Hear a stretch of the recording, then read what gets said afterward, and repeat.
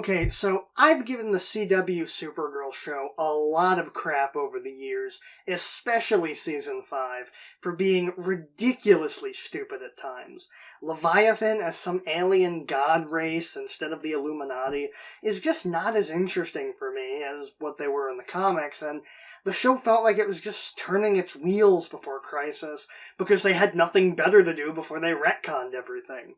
However, despite watching the show since it started on CBS, I have very limited knowledge of Supergirl in the comics. Sure, I've seen her in the DC animated universe and in various films, but I've never read her in the comics apart from, ironically, Crisis on Infinite Earths, aka the story in which the original Kara Zor-El died. Honestly, I know more about Power Girl than I do about Supergirl proper, thanks to Justice League Europe, JSA, and Infinity Inc. But I sought to change that recently. And I just want to say I apologize for saying that Supergirl got stupid. Because her earliest Silver Age stories are so much dumber. And that's why today I want to count down my top 5 WTF moments in Supergirl comics. Number 5, Supergirl's original origin story from Action Comics number 252. In the modern era, most versions of Supergirl's origin follow a similar plotline. She was already a teenager when Krypton exploded and sent from a rocket at the same time as Kal-El, but because of temporal shenanigans or wormholes and the like, made it so that her rocket was delayed in arriving, and so she ended up being younger than Superman. Her original origin was decidedly far more convoluted. So Krypton blew up, but a city, Argo, survived the blast. Because... and it had a pocket of atmosphere so the people survived on it. But because of all the kryptonite that was seeded throughout the sector, because it was inside Krypton and then it blew up, they had to build a lead shield around the city in order to protect themselves. Following that, ZorEl and Alora had a daughter named Kara and raised her on Argo City, but when she was a teenager, meteorites punctured through the lead shield, and everyone started dying of radiation poisoning again, so ZorEl put Kara in a rocket and sent her to Earth. Why Earth? Well, it turns out that they had a device that could show them other planets, and they spotted Superman when they checked out Earth and recognized him as a Kryptonian because of a news broadcast, and decided Kara would do well with another of their kind. So they made Kara her own supersuit and sent her on her way. Now, I realize that itself is not dumb, but that's why it's at the bottom of the list. I just think it's stupidly complicated and relies on a lot of contrivances. But by far the dumbest aspect of it, though, is how they contrived Supergirl into being at the Midvale orphanage instead of staying in Metropolis and living with Superman. No, that wouldn't work. You see, I've adopted a secret identity on Earth, which might be jeopardized. Bear in mind that this is in the age before computers and social media where you can document someone's entire life's history. If you tell people that she's Clark Kent's cousin, they'd probably believe it. But this is really small potatoes compared to the rest of the list. Like, number 4, Lena Luthor becomes Sheena, Queen of the Jungle, Action Comics number 313. So if you, like me, are a fan of the CW Supergirl show, you might have assumed that Lena Luthor was a character created for that show, perhaps because of girl power, or maybe the writers weren't allowed to use Lex Luthor at the time, that Lena was introduced because it was being used in the DC Cinematic Universe and they wanted to use LexCorp. But if you thought that, you'd be wrong. Lena Luthor is actually a character that dates all the way back to the Silver Age. Initially introduced in an issue of Superman's girlfriend Lois Lane in 1961, she later became part of Supergirl's supporting cast, going by the name Lena Thurul, which is Luthor spelled backwards. Quick history lesson. She was a toddler back when Superman and Lex were teenagers in Smallville, and when Lex's accident happened where he lost his hair and became the evil mastermind that we all know and despise, Lex's parents disowned him and left town, changing their names. Eventually, through events, Lena ended up in Midvale and started hanging out with Linda Danvers, Supergirl's civilian identity, never knowing the truth about her brother. In part because Lex, back in the Silver Age, actually cared for Lena and didn't want her to be disgraced, knowing that she shared blood with Superman's most well-known enemy, and would occasionally request help from Superman and Supergirl to keep Lena in the dark. But sometimes life just conspires to ruin everything. Lena aspired to join the FBI, and as part of the requirements, she had to interview Lex Luthor in prison. Now, that shouldn't be a problem, since Lex wouldn't willingly tell her.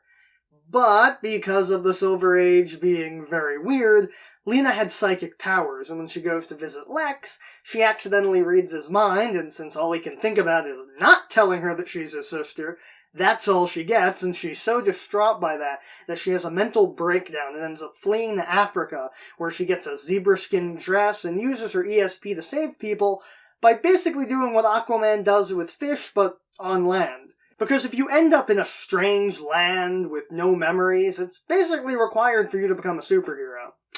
She's discovered by a circus owner and brought back to the States to perform a show, but once she gets back, her memories return and she's too distraught to do it. While this is going on, Lex escapes from prison using the power of botany, and after Supergirl takes Lena's place for the show using her Kryptonian powers to simulate what Lena can do with ESP, after the show, Lex gives Lena a special flower that erases her memory of her heritage, and Supergirl tells the FBI the real story so that they'll give Lena a pass for the interview, given the mitigating circumstances. You can't choose your family, but at least you can use genetically engineered plants to ensure that you don't have to see certain members. Number 3. Supergirls Adopted Mother tries to kill her real parents. Action Comics number 315. Yeah, so this one takes a bit of explaining, which I'll do later, but the gist of what you need to know is that for some reason, ZorEl and Allura, Supergirl's real parents, are alive and living in the bottle city of Kandor. Kandor is evidently only accessible using an exchange ray, which means that in order to exit Kandor, you need to swap places with someone on the outside, which makes zero sense because ZorEl and Allura didn't swap with anyone to get into Kandor. But the important thing to know is that Supergirl's adoptive parents, Fred and Edna Danvers, willingly swapped places with ZorEl and Allura when Allura got sick because of how much she missed Supergirl. Because she was apparently too busy to visit Kandor every once in a while. You know, your cousin Superman would have visited his parents if they were alive on Kandor. But being away on what is technically a strange alien world isn't healthy for the Danvers either. And after gaining an adopted Kryptonian daughter and then losing that daughter because her parents turned up alive too, Edna is so distraught that she becomes susceptible to venom from an alien creature and turns evil, luring ZorEl and Allura into a trap that almost kills them with kryptonite before Supergirl manages to save them and stops Edna's reign of terror. Everything's hunky-dory by the end of the story since they know that she wasn't in her right mind, but it's still so utterly ridiculous because the easy solution was just to tell Supergirl to visit her parents more often. But, shockingly, that's not the craziest thing that happened regarding the L. Danvers shared custody agreement. Number 2. ZorEl, here, have a Snickers, from Action Comics number 310. So if you thought that Edna Danvers going nuts and trying to kill ZorEl and Allura was crazy, I can do you one better. We're actually doing these two out of order because of the nature of how weird they both were, and I said we'd talk about it later, and this is later. Basically, when Argo City was destroyed, ZorEl was testing a device to send the population into a good version of the Phantom Zone, aka Krypton's other dimensional prison system, and while he initially believed that it failed, it actually worked, except because he didn't know it would work, there was no way to escape, and they spent years watching Supergirl on Earth until they started appearing in her dreams, and she managed, with the help of Fred and Edna Danvers, to allow them to escape. But then there was a bit of a Sophie's choice, for no real reason other than manufactured drama. Kara had to choose which parents she wanted to live with, ignoring like a shared custody idea, like 3 days with the ZorEl and Allura, 3 days with the Danvers, and alternating Sundays. Although, I guess that wasn't really a thing in the 60s, since divorce wasn't as common, since no-fault divorce didn't exist. Kara was pretty firm in choosing her birth parents and planned on living at the Fortress of Solitude and fighting crime alongside them, since having 2 extra Kryptonian heroes living on Earth would be a great help. ZorEl, who felt bad that Kara was prepared to abandon her adoptive Earth parents after his and Alora's return, decided that his only recourse was to eliminate the superpowers of him and his wife so Kara wouldn't want to be with them anymore because they couldn't fly together. The reason that I made that Snickers joke is because this literally reads like a Snickers ad. Look at this. I'm really glad that Fred Danvers managed to talk him down, because that has to be the dumbest reason to give up your superpowers. Yeah, Cisco gave up his powers on the Flash because he wanted a normal life, and a lot of people disagreed with that. But come on, ZorEl, Kara doesn't like you because of the powers. She likes you because you're her parents, powers or no powers. There are some convoluted situations in the Silver Age, and I've been reading a lot of Silver Age lately, and trust me, things don't get any less stupid. But this is just such a lapse of logic and so stupid that I literally said out loud as I was reading it, this is the dumbest thing that I have ever read in my life. And I have read a lot of stupid things. I think the most important lesson that this comic teaches us is to never go near gold kryptonite when you're hungry. Remember, kids, you're not you when you're hungry. Number 1,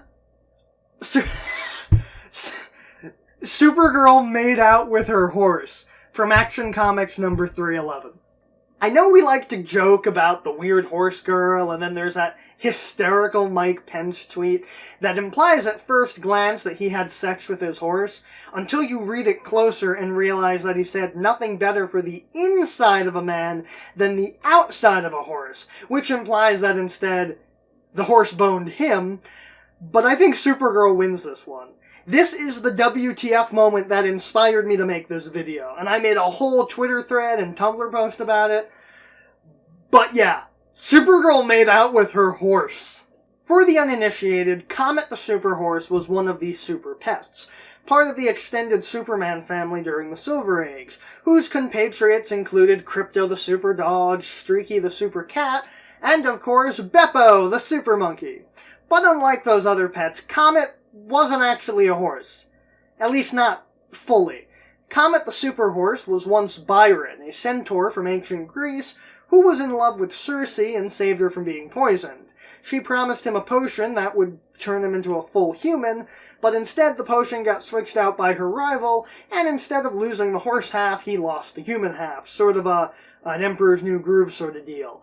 Then she gave him superpowers as a way of apologizing for the curse, and then Comet was exiled to an asteroid by the rival sorcerer until Supergirl's pod freed him, and he ended up on Earth in the modern day. And then he also got the curse slightly lifted by turning him fully human, but only whenever there's a comet in the vicinity of Earth, and the less said about that failing of science, the better. As such, he harbors a bit of a crush on Supergirl and goes through time, since that just kinda happened in the Silver Age, to ask Circe to change him fully into a human. And why she didn't do that in the beginning, I'll never understand. But essentially, he changes into a human, takes on the name Bronco Bill, and orchestrates an encounter with Supergirl in her Linda Lee Danvers identity, and they fall in love and kiss. A lot. But shenanigans occur, and eventually he's turned back into a horse, but Supergirl still made out with her horse. A lot. She made out with a horse! But then again, I guess that's slightly better than having him loose in a hospital. And those were my top 5 WTF moments in Supergirl comics. I don't know if these comic book related lists will continue to be a thing, but I guarantee that if I find stuff I want to talk about, you'll certainly see a video about it. Do you agree with how crazy those moments are? Were there any moments that you think I should have included that I didn't?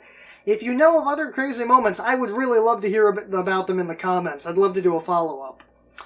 And since Supergirl was initially a backup feature for Superman, I might just have to follow this up with a top 5 WTF Superman moments, because he's got some crazy happenings as well that I've discovered over the past few weeks. I hope you enjoyed the video, and I'll see you next time. Thanks for watching, and if you enjoyed that video, be sure to hit that subscribe button to stay up to date on the channel. And if you'd like, you can also find my videos on any of these fine websites. And if you want to help out the channel, you can support us on Patreon. See you next time.